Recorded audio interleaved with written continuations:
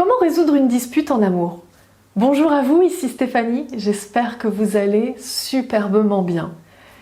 Peut-être que vous regardez cette vidéo parce que vous venez de vous disputer avec votre partenaire, peut-être que c'était la veille, peut-être que c'était il y a 2 jours, peut-être que la dispute est même toujours en cours, peut-être que c'est pas résolu, ou peut-être que vous avez eu plusieurs disputes et vous dites ok d'accord, ça m'a bouffé tellement d'énergie, mais ça m'a demandé tellement d'énergie et juste j'en ai trop marre de ces disputes. Comment on fait une bonne fois pour toutes pour vraiment résoudre une dispute et pas que ça traîne et qu'en plus après derrière on se sente pas bien et on n'ait pas envie de lâcher, on sent de la rancune ou de la rancœur pour son partenaire.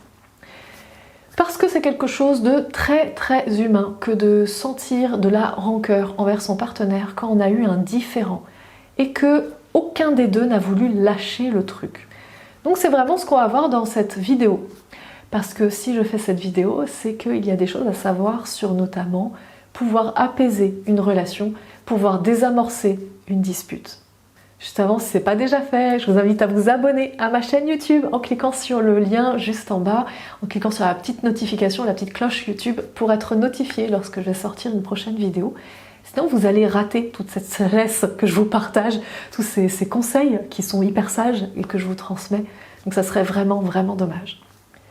Donc, pourquoi les disputes? Vraiment, on va commencer vraiment, véritablement par ça. Parce que si on ne comprend pas pourquoi on peut être amené à réellement se disputer avec son partenaire, ça va être difficile de pouvoir ensuite vous donner des conseils sur résoudre une dispute. On est d'accord que pour résoudre quelque chose, il faut aussi aller comprendre ce qui s'est passé avant, ce qui a créé le conflit. Une dispute n'est pas un conflit. C'est-à-dire un conflit, c'est complètement ok. Un conflit, c'est 2 visions opposées de la vie ou d'une chose en particulier. Et heureusement que vous avez une vision opposée à votre partenaire. Pourquoi? Parce que sinon, ce serait très chiant dans votre relation. Je peux vous assurer.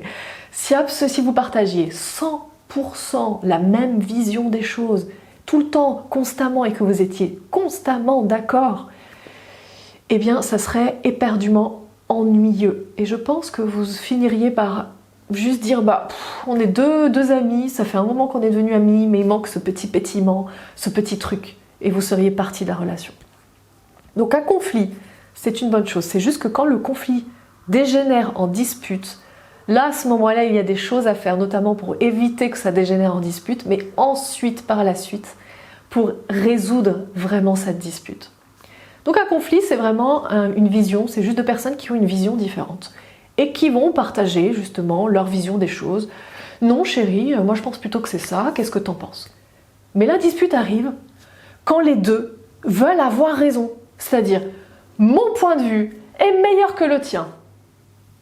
Mon point de vue à moi est meilleur que le tien. Tiens! Donc ça s'appelle une dispute. C'est quand on arrive à ce point-là, quand on arrive où aucun des 2 ne veut lâcher l'affaire. Aucun des 2 ne veut vraiment dire « Ok, peut-être que tu as raison, c'est ok. J'ai peut-être raison, en tout cas j'ai vraiment la sensation d'avoir raison, mais je suis ouvert ou ouverte à la possibilité que peut-être aussi tu as raison et c'est ok. » Quand on n'en est pas là, quand on en est vraiment à 2 adolescents, parce que si je vous dis ça, c'est pas pour rien, 2 adolescents qui disent « Non, c'est moi qui ai raison, non c'est moi !» et qui ne veulent pas lâcher l'affaire, ça amène à une dispute. Donc il y a des sujets dans la vie qui peuvent être très graves. Et c'est pour ça que c'est important parfois de batailler par rapport à son avis personnel. Mais réellement, dans la vie, il y a très peu de sujets réellement importants pour en arriver jusqu'à une dispute. C'est-à-dire des sujets réellement importants pour dire à la personne que vous aimez, avec qui vous partagez votre vie, tu as tort, j'ai raison, j'ai le pouvoir sur toi parce que toi tu sais rien, t'as rien compris et moi j'ai mieux compris que toi. Est-ce que vous pensez sincèrement qu'il y a des sujets si importants dans la vie pour aller jusque-là? Peut-être que vous allez me dire, je ne sais pas, peut-être que vous aviez échangé la dernière fois sur des enfants qui étaient tués et martyrisés et peut-être violés. Dans ce cas, c'est peut-être un sujet grave. Mais si c'était par exemple sur le fait que le ménage n'était pas fait à la maison, peut-être que c'est pas un sujet si grave que ça. Peut-être que c'était sur le fait de ne pas avoir remis la couette ou fait le lit après s'être levé, peut-être que c'était pas si grave que ça. Peut-être que c'était sur le fait de ne pas avoir fait les courses ou de ne pas avoir acheté le fameux yaourt avec 0% de matière grasse parce que bon, matière grasse quand même c'est pas bon pour le corps. Peut-être que c'est pas si grave que ça. Donc pourquoi je vous dis ça? Je vous dis ça pour vous amener à voir les choses sous un autre angle et vous relaxer sur le fait qu'il y a des sujets qui vraiment, en fait, sont pas si importants que ça. Mais maintenant, je vais vous aider parce que quand on est dans le feu de l'action, quand on est empreinte ou empreint d'émotions, ça va être très difficile justement de se dire « Ah bah le sujet n'est pas si grave que ça !» parce qu'émotionnellement, le sujet est grave. Et pour pouvoir vraiment vous aider sur « Ok, comment désamorcer une dispute, comment on arrange, on résout une dispute », je vais vous parler d'une expérience personnelle avec mon partenaire qui était il y a 3 semaines, je crois, un week-end où on s'est disputé. Et on s'est disputé pour quelle raison? Parce qu'il y avait vraiment un fond qui était important sur le niveau d'engagement qu'on avait l'un envers l'autre. Où il y a eu une sorte de mésentente, on ne s'est pas bien compris sur le niveau d'engagement qu'on avait l'un pour l'autre. Mais on ne l'a pas compris tout de suite que c'était réellement ça. En fait, on a juste utilisé un autre sujet. Donc il a amené un sujet sur la table en me disant « Mais écoute, pendant la soirée qu'on a passée, parce qu'on a passé une soirée à danser, avec un groupe en fait, une soirée dansante. Et en fait il m'a dit « Bah tu m'as caché. Pendant toute la soirée, Stéphanie, tu m'as caché aux yeux des autres. » Je dis « Bah non, je t'ai pas caché. » « Si, tu m'as caché. » Je dis « Bah non, je t'ai pas caché. » J'avais tellement, mais j'étais tellement sûre d'avoir raison que je lui disais au début « Bah non, je t'ai pas caché. » Ce qui fait que la mayonnaise est montée. Pourquoi? Parce que moi je lui disais « Tu as tort. » Et lui me disait « Mais c'est ma réalité. » En gros, il me disait « Mais j'ai eu l'impression que tu m'as caché. » C'était ça qu'il voulait dire. C'était pas « Tu m'as caché », c'est « J'ai l'impression que tu m'as caché. » Donc ce qui est très important dans une dispute, c'est que l'autre ne parle pas de faits. Il parle toujours d'émotionnel. Le partenaire parle toujours émotionnel. Et vous ne parlez pas de faits. Vous pensez peut-être que vous êtes factuel et que vous parlez faits, en fait vous parlez émotionnel. Tu m'as caché, voulait dire j'ai l'impression que tu m'as caché aux yeux des autres et ça m'a blessé.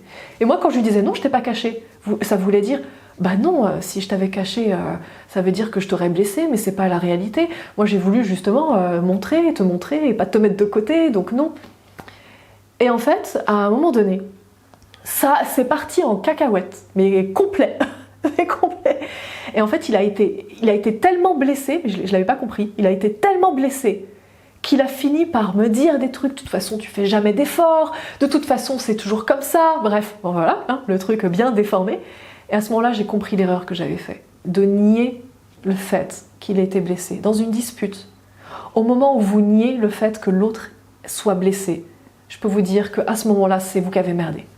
C'est à vous de vous excuser tout de suite, de lui demander pardon tout de suite. Et c'est la première chose que j'ai faite. Quand j'ai compris à quel point il était blessé, je me suis dit « Oh waouh, ok, j'ai été trop loin, j'ai trop nié. J'ai trop cherché à avoir raison. » Même si pour moi c'était pas important. Donc comme c'était un sujet qui n'était pas important, c'était ok d'avoir raison, parce que c'était pas important.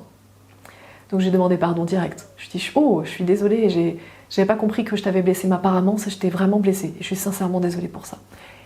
Qu'est-ce que je peux faire pour réparer ?» Et donc cette fameuse phrase magique, c'est la phrase pour arranger toute dispute. La phrase pour arranger toute dispute, c'est de savoir ce que vous pouvez faire pour réparer le truc. Pourquoi? Parce que vous ayez raison ou tort, on s'en cogne complet. Il y a une personne qui est blessée émotionnellement dans cette situation. Donc que vous ayez tort ou raison, on s'en fout. L'important, c'est de lui dire « Je suis désolée, je te demande pardon », qui veut dire « Je reconnais mon implication, je reconnais ma responsabilité dans tes émotions, je reconnais que j'ai dû faire ou dire quelque chose qui a eu un impact sur toi. Et même si je ne maîtrisais pas ça et que ce n'était pas ma volonté, bah ça s'est quand même produit. » Et ensuite, qu'est-ce que je peux faire pour réparer? Veut dire « Je tiens à toi ». T'es pas juste quelqu'un comme ça que j'ai croisé dans la rue par hasard. Je tiens à toi. Et parce que je tiens à toi et que je reconnais qu'il y a d'avoir merdé, alors je veux vraiment construire. Je veux vraiment chercher à réparer les choses. Et il n'y a que l'autre, il n'y a que votre partenaire qui peut vous dire exactement ce dont il a besoin ou ce dont elle a besoin pour pouvoir reconstruire, pour pouvoir arranger, pour pouvoir vraiment résoudre la dispute. Donc mettez en application, quand vous êtes dans le flot des émotions, c'est normal que ce soit dur. Mais je peux vous assurer qu'au moment où vous allez sentir le truc partir en vrille directe, vous savez exactement ce qu'il vous reste à faire. Pourquoi? Parce que soit vous allez trop loin et vous risquez de perdre votre partenaire, parce qu'un jour c'est ce qui va arriver. Donc soit vous continuez avec votre ego et vous risquez de le perdre. Et c'est juste une question de jours ou de semaines, parfois de mois. Ou soit vous dites, ok, très bien, donc je suis désolée, je te demande pardon, apparemment je t'ai blessé, qu'est-ce que je peux faire pour réparer?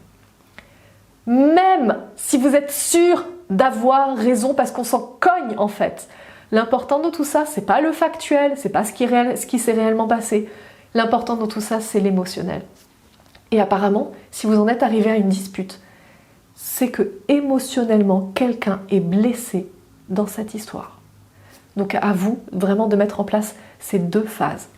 Je suis vraiment désolée, je te demande pardon pour ce qui s'est passé. Apparemment, je t'ai blessé. Qu'est-ce que je peux faire pour réparer? Et vous lâchez pas l'affaire tant que votre partenaire vous a pas dit en fait. Qu'est-ce que je peux faire pour réparer? Je veux vraiment réparer, dis-moi, parce qu'apparemment je t'ai vraiment blessé. Comment je peux faire? Dis-le-moi. Et je peux vous assurer que il ou elle va répondre. Parce que ça va être hyper important, parce que il ou elle est blessé. Voilà, j'espère vous avoir aidé à vraiment comprendre comment justement on arrange une dispute, comment on résout réellement une dispute, parce que c'est très important de ne pas rester vraiment dessus. C'est extrêmement dur que de mettre son ego de côté, mais ça apporte tellement ça soude tellement une relation, tellement un couple d'en arriver à ce point, et à se dire et à dire à l'autre, écoute, je suis sûre d'avoir raison, mais je m'en cogne complet. Je suis prêt à dire que j'ai tort et je suis prêt à reconnaître que j'ai tort si ça peut t'aider, si tu peux aller mieux. Et si on peut reconstruire la relation. Ça, c'est une relation qui dure dans le temps. Ça, c'est une preuve d'amour. Une véritable preuve d'amour qui dit, ok, je pensais pas en être là, mais c'est très bien. Si je dois m'écraser par terre parce que tu souhaites que je m'écrase par terre, eh ben c'est ok. Et ça veut pas dire que je serai pas respectée ou machin ou quoi que ce soit ou utilisée. Absolument pas. C'est juste pour construire le couple, pour continuer le couple, pour démontrer que j'ai de l'amour pour toi, pour démontrer que tu es blessé et que je le prends en compte et que c'est important pour moi que tu ne sois pas blessé. C'est important que je fasse quelque chose dans cette histoire. Mettez en application, n'attendez pas au passage d'avoir une dispute pour mettre en application.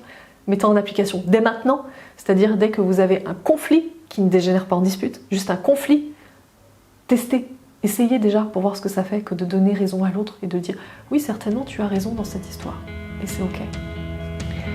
Je vous embrasse fort, passez une magnifique journée et à tous.